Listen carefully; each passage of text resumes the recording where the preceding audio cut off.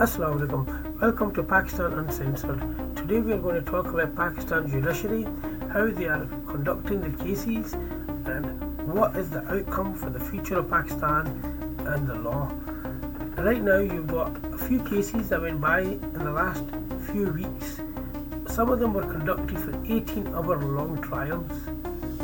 I don't know where in the world would you get trials running for 18 hours straight just to convict a person before a general election takes place because he's a leader of a party.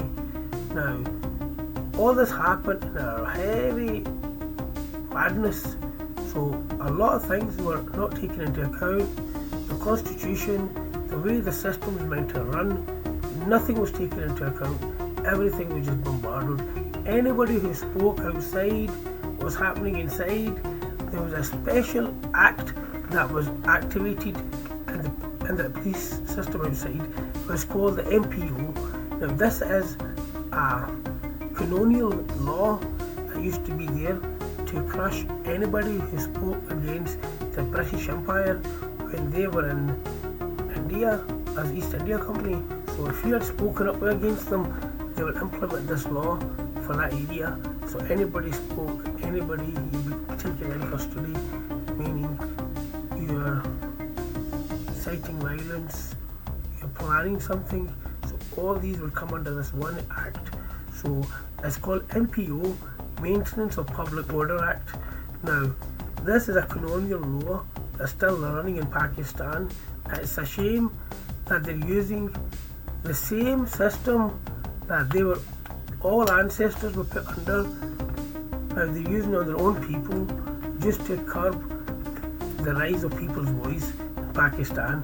So then you've got the Chief Justice sitting there and he's telling people, if anybody wants to accuse me, you can, because you can accuse me of anything tomorrow, of murder, theft, but he goes, anything you do, you must have evidence, bring it forward. Then okay, Chief Justice, you've got a lot of answering to do in your life. I do understand how you've got properties in London, my friend. You can't buy properties in London unless you're a crook, and you are a crook. There's no doubts about it. Tell me, how has your wife got properties in central London? So when you come in front of your Judicial Commission, your wife starts crocodile tearing, and you start putting this thing in. Oh, my family, my wife, you putting pressure, and you start playing this emotional card. Listen, you know very well what you are doing. Today in Pakistan, what you're doing is mayhem. Because of you, everything being implemented in Pakistan, Qazi Faisal. So you need to look at yourself before you start coming on to media and making these kind of statements. इल्जाम लगा दें बेबुनियाद, ना उसमें कुछ जरा सी भी सदाकत हो, ना जरा सी कोई सच्चाई हो, ना कोई सबूत पेश करें। ये आप कुछ भी इल्जाम लगा सकते हैं, कल दूसरे को चोरी का इल्जाम लगा दें, कोई कत्ल का इल्जाम लगा दें। भाई इल्जाम लगाना आपका हक है, तो मगर साथ साथ वो फराइज भी दे दीजिए, तो कुछ सबूत भी पेश कर देना। अच्छा बुरा की बात में तयन होगा। इल्जाम लगा दें बेबुनियाद, ना उसमें। See what you're saying? You're such contradicting yourself. You're in a public office. You've got the highest chair in the country to implement the law, judiciary, the system, to keep public order there. You're an accountable person. You need to tell how you got that kind of wealth. You can't say, my wife's got it, I've got not to answer. Ask my wife. When you ask her, then you're like, oh, you're putting a judge's wife under stress. Bullshit. How the hell are your judiciary putting orders through to civil aviation that you can walk through the airports without having search? I can understand you, you're a Chief Justice, okay? You may have immunity, understand. Who's your wife? She's not a public office holder. She must go through a full search. If she's suspected of something, she must go through a body search. And if you don't like that, my friend, you don't fly anywhere. You stay home, keep her home. But no, you chose to change the law because you know why? I tell you what it is, you want to live in royalty. See, you're not in a royalty, my friend. You're in a democratic country. In a democratic country, you're accountable for all the money you use from the public purse. Simple, straightforward, okay? Now, you are compromised. The reason you are doing what you are doing, Qazi Faisiza, I'll tell you why. You want an extension, okay?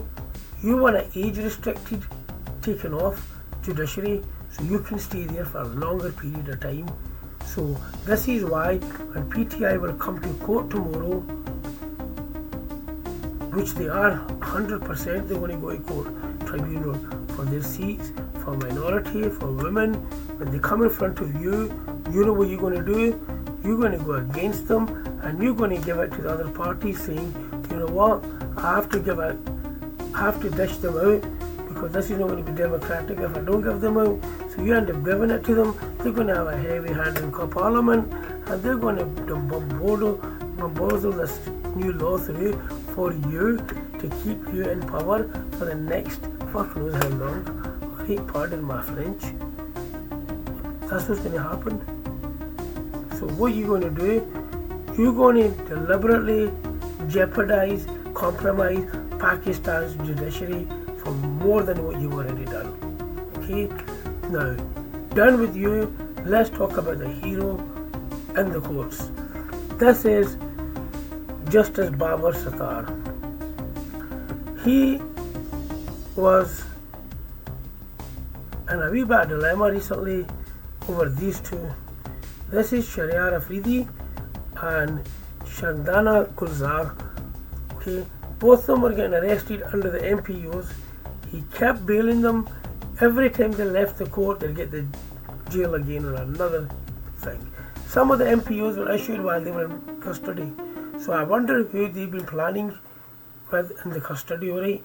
So these two numpties were told not to issue the MPOs, but guess what? They thought, you know what, forget him, we got the establishment with us, we'll do it. They kept carrying on. So DC Irfan Memon,